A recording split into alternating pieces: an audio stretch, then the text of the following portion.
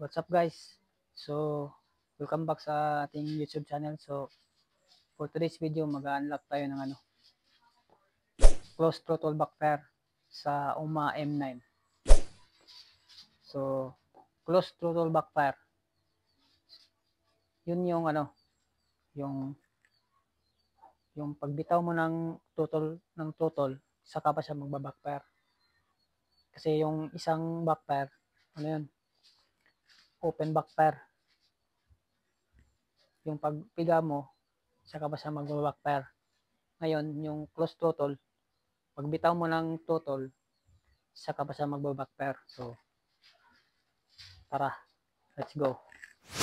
Alright, so first guys, i-unlock muna natin yung closed throttle backfire. So, buksan muna natin yung motor bago natin i-open yung app.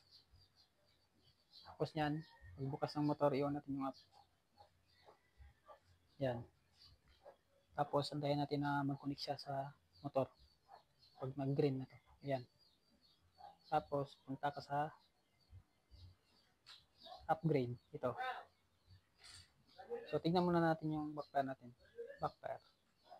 So, ito yung closed throttle backfire. So, ito na lang yung gina-unlock natin. So, ngayon, unlock natin ngayon. Punta ka dito sa upgrade. Tapos yung closed throttle backfire ito. Bali, $10. So, click mo yan. Tapos, go to upgrade. Go to upgrade. Yan. Go to upgrade. So, mapunta ka sa aracercustom.com. So, dito na muna ilalagay yung pangalan mo. Kailangan Visa, credit card, at saka GCB. So, place order.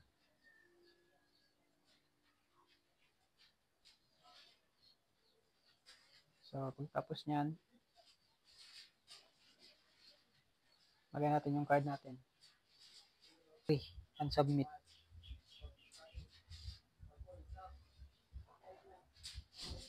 Yun. Data is processing na.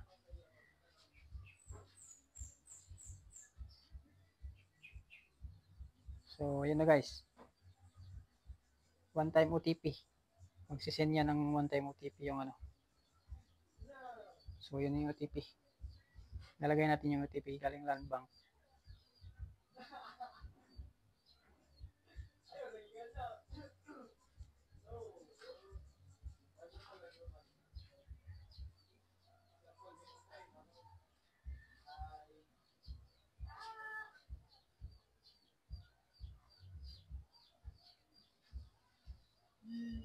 Yan guys.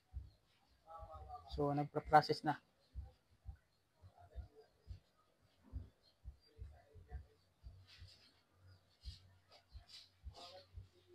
So, yun na guys.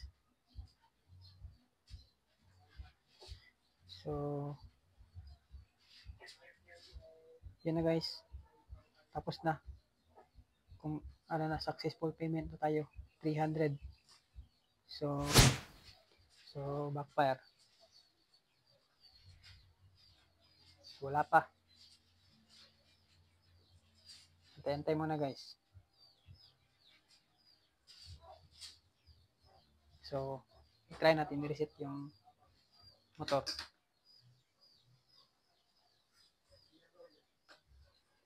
Tapos, open natin ulit. So, balik tayo sa UMA. Tapos, antayin natin ulit mag-connect. Yan. So, try natin. Baka napasok na. So, ayun guys. Tapos yung magbayad, patayin nyo yung motor nyo. Tapos, i-on nyo ulit. Tsaka yan mag-open A. So, mayroon pala siyang A, B, C. So, susubukan natin ngayon kung ano yung A, tsaka B, tsaka C. Tara, let's go. Alright guys, so itetest natin yung ano, A muna ngayon. A tapos yung launch RPM kung anong RPM siya magpuputok. So try natin na ano, mga 3,000 RPM.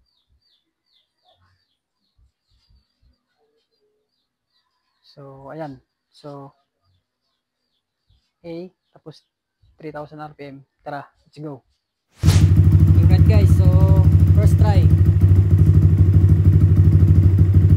Close throttle backfire tapos 3,000 RPM.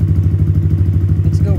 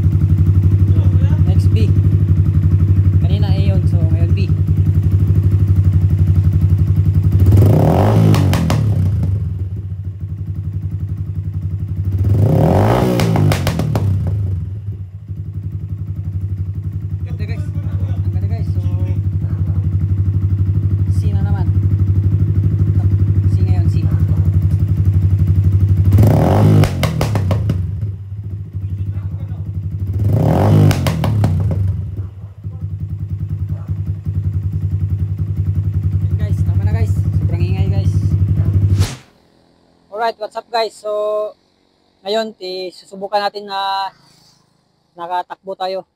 So, yung gagamitin na natin na mode, yung close throttle backfire na C. Kasi yun yung pinakamagandang backfire na testing natin kanina. So, tara, let's go! Susubukan natin na,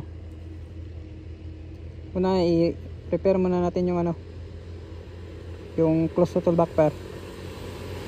So dito sa backfire, tapos C, tapos bali yung RPM natin gawin natin 4 kasi try natin na lakas ang ipatakbo. So lagay natin dito. Let's go guys.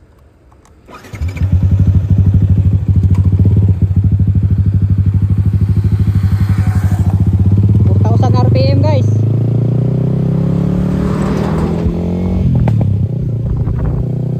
Yun, pumutok.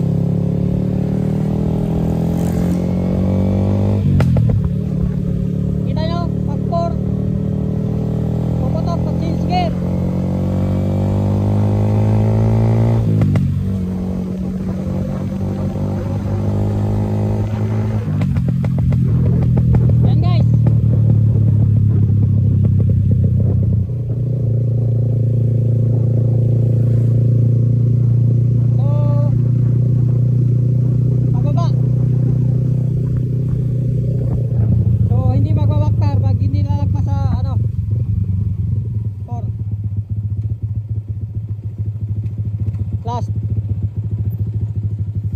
Subukan natin na mga 8 tapos backfire natin lahat.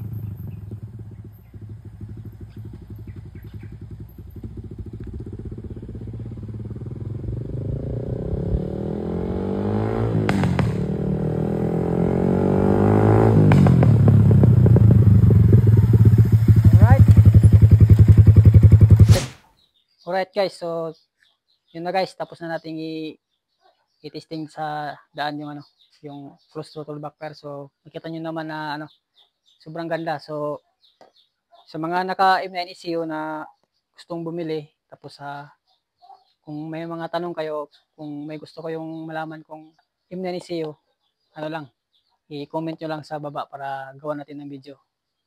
Alright, subscribe na lang guys.